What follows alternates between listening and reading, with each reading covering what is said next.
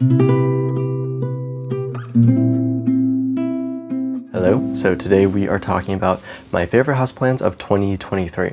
I feel like this year has been a year where I've branched outside of the plants that I normally gravitate towards. So before, throughout my plant journey, I've mostly focused on aroids, so like Monstera and Philodendron, but recently I've been trying out different plants and I have some new and exciting ones to share with you. So first up is my Neovirgilia Java Plum. It's potted in this beautiful handmade ceramic that I got from Japan, topped with moss as a top dressing. I just really love the color and the shape of the plant and also how it looks with the pot and the moss. I think all of it just like looks so good together. At the beginning of my plant journey, I did not care about bromeliads at all. Like I would see the ones in plant stores and they had that like shiny foliage that's also super saturated in color. It just wasn't of interest to me and I thought that's what all bromeliads were. But I recently learned that bromeliads are a family, so the family's Bromeliaceae. It's super easy to care for. It looks very unique compared to other kinds of houseplants.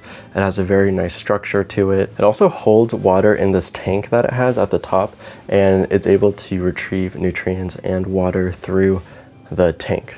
It's pretty cool. As I was saying, the bromeliad family has a ton of different genera that falls within it, and this is one of them. It's a Deuteroconia brevifolia. This isn't on my list, but I just wanted to show you the different kinds of bromeliads that are out there, because I just learned recently that bromeliads like are so diverse. This is also another one. This is a Dickia. Yeah, I need to pot it up, but it's pretty cool, right? Also Tillandsias, which are air plants, they're also bromeliads, and also pineapples are bromeliads. And then there's this other genus called Hohenbergia that I really like. Those are very nice looking. So yeah, if you haven't thought of getting a bromeliad, maybe look into the different kinds that are out there.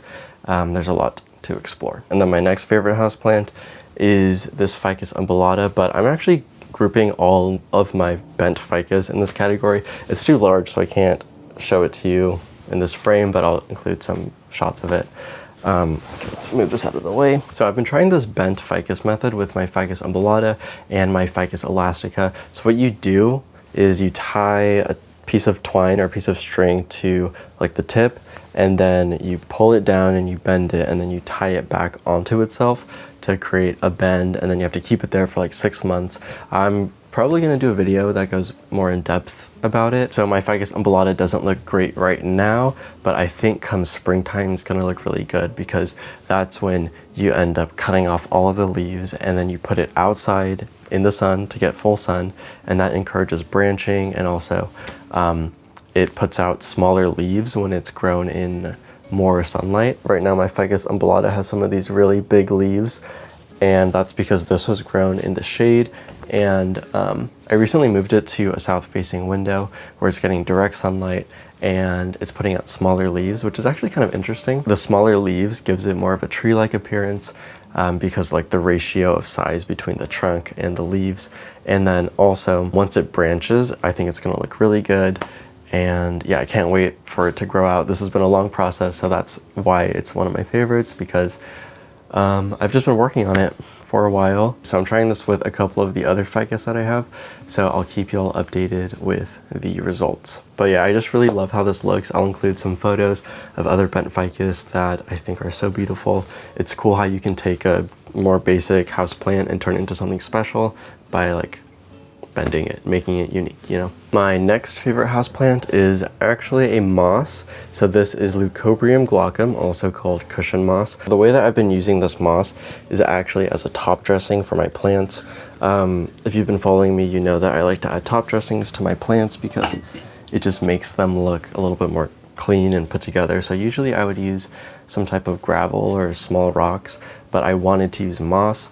Most people, when they do top dressing with moss, they'll use dried sheet moss, but I don't really think it looks that good personally, and the color ends up fading over time. So I've been trying out this moss as a top dressing, and it's been very successful so far. This has been going on for 4 months, and it looks pretty good still. Very vibrant, and I see some new growth coming out. I never thought that this would be possible because of how dry our climate is in Southern California. I've been misting it every day, and that keeps it like very fresh looking and green, but there have been times when I haven't misted it because I was like out of town. So I think the longest I went was maybe 5 days, and I didn't mist or water the moss at all. And when I came back, the moss was like really silvery, and it was like dried out essentially. But after I watered it again, it completely greened up and was alive again.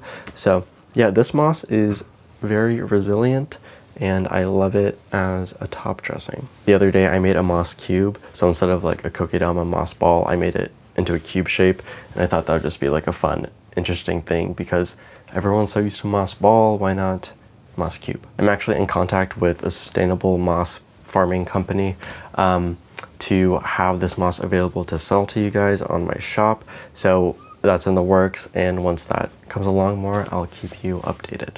Next on the list is my Platycerium fungshiki. I actually have 2 Platyceriums that I'm going to talk about because I wasn't able to choose just one. But this guy has been growing so well for me. Look at that. Can't even really include it in the frame because it's so big. Yeah, I just really love this plant, partially because I got it when it was so small, and now it's grown to be this massive thing. So what's super cool about this plant is that it has these curved fertile fronds that like curl in on itself. When it gets even more mature, it's gonna look so pretty because the curling gets more intense. So when you go to a nursery, the most common saccharine fern that you see is going to be a Platycerium bifurcatum, at least in the United States. That is the most common one that I see. And if you don't really like that one, check out other species or cultivars or hybrids, because there are a ton out there. There's a lot of more interesting ones. I mean, I like the bifurcatum, but if you want something that's kind of more unique, like the one I'll show you, then you can check out like eBay and Etsy. It's not as easy to get these because the only people that are really selling these plants are probably going to be private growers or collectors. So the next one is my Platycerium OMO polar bear. So before I just thought that Omo was a cute name for a plant, but I recently learned that Omo is, I think it's a Thai detergent, like a white detergent. They call it Omo because of these white fronds. Do you see how white they are? So these are called trichomes, and you don't want to touch the plant because then you'll wipe these off and they don't grow back. But yeah, this one is so cool. I also got it when it was tiny, and it's looking so good now. So cute. Oh, and then I also recently got this mount. In my last video I showed it, and I mounted this plant, and I think it looks super cool with like the stainless steel with the super white fuzzy foliage. Yeah, I love these guys. They're like my babies. I've had them for over a year, and I got them as babies. So next up is my Begonia gogoensis. I didn't expect to have a begonia on my list, but I just love everything about this plant. First off, I really love the color of it. It's like this deep green, and then when the leaves first emerge, they're this red color. I also really like the veination on the plant. That's beautiful, and then also the shape of the leaves is really pretty. It's like a circle, but then at the bottom it creates a point. My other thing that I love about it is it's not just like a perfect circle.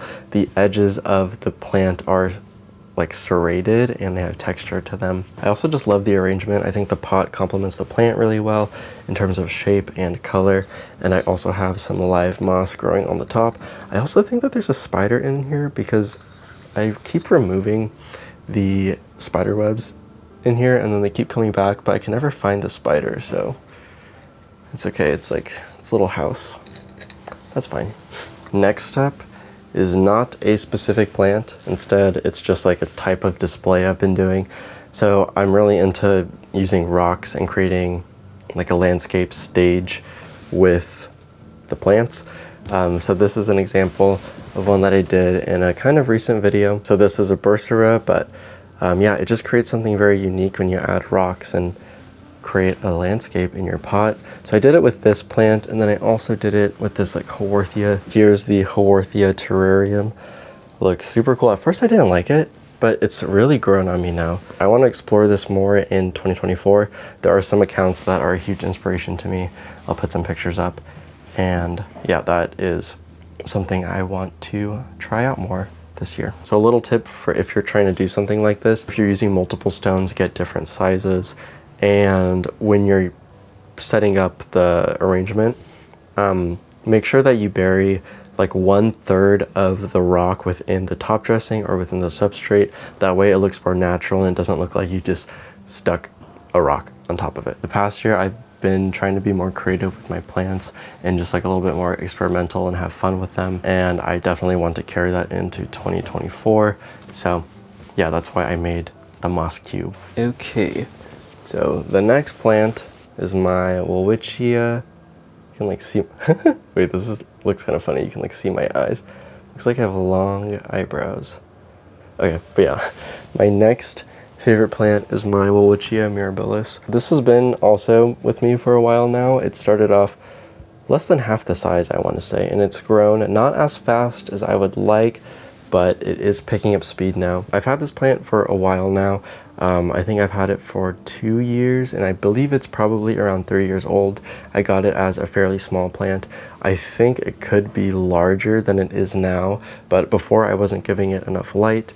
Recently, I started putting it in a south-facing window, and it's getting direct sun throughout most of the day, and it's starting to grow a lot more now. I've talked about this plant so much, I feel like, but these, if you don't know, they have 2 leaves, and they only have 2 leaves for their entire life, and they just like get longer and longer and longer. I'm also going to go over the care because I haven't been able to find like a good source of information about how to care for this plant. So I'm just going to share what I do and what I've heard other people do. In my experience now, they can definitely take a lot of light. I mean, they grow in the desert naturally, so they receive full sun in the desert. But obviously, if you have it in shaded conditions, gradually increase the light. I was very heavy-handed with the pumice. I used like 80% pumice and 20% organic material. Because this grows in the desert, I think that your initial thought would be to let it dry out in between waterings. But apparently, this plant does not want to be dried out. And I think this is because it has a very long taproot. So in the desert, it probably like sends the taproot super far down and has constant access to water. So people who grow this plant, they say to like always keep it moist, and you can even keep it in water, like keep a small tray of water, so that way capillary action is able to wick up the moisture in the water. For fertilizer, I use a succulent cactus fertilizer that was recommended to me, and I just fertilize it with 1/4 strength every watering. And then the next favorite plant on my list is this Monstera cearana. So yeah, this plant has grown so much in this spot. It's getting a ton of sunlight. You can see it's getting some direct sun, but I think our windows have a lot of like sun protection on them or something. It's growing huge now. I'm just gonna let it keep growing and see how big it gets. I was thinking of chopping it back, but I think it's kind of cool to just let it overgrow in this space and see what it ends up looking like. It's like a Monstera deliciosa, but I think cooler, in my opinion. I just like the leaf shape more, and I like the growth pattern and the growth structure of it. And yeah, love this guy. Also, I just realized that this is the only aroid on my list for this year. And then next is my Dracaena reflexa. Obviously, I had to include this one. It is one of my favorite plants. It's just so huge, so cool. And when we moved here, I knew I wanted to put it in the spot. Like, this was the one plant where I was like, this is where it's gonna go. Even though it's in the corner in between these 2 large windows, it actually doesn't get that much light because of the trees that we have here. We have a bunch of like tall trees that cover up the sun and filter the light, which is nice. But the tree, the Dracaena, could probably use more light. So it's getting really bushy and growing a lot of leaves in this area that's nearest the window, but the other areas that kind of spread out from the window and into the room, they've like started dropping their leaves, and it's because the plant is diverting its energy and attention to the leaves that are getting light, which makes sense. It's just kind of sad because I wanted it to be like, you know, like does that make sense? I wanted it to like spread over the room, but it's okay, you know. It's still amazing. So I'm looking to get a bigger pot for this guy. It's been in the same pot ever since we got it, which is maybe like 2 years now, 1.5 years. And it's definitely very root bound because to begin with, it is a small pot for the size of the plant. So I'm excited to see what it could grow into once it gets a larger pot. So those are my favorite plants of 2023. Thank you for watching. Also, now that it's 2024, I need to do my updated plant tour, and yeah. Okay, thank you for watching. Goodbye.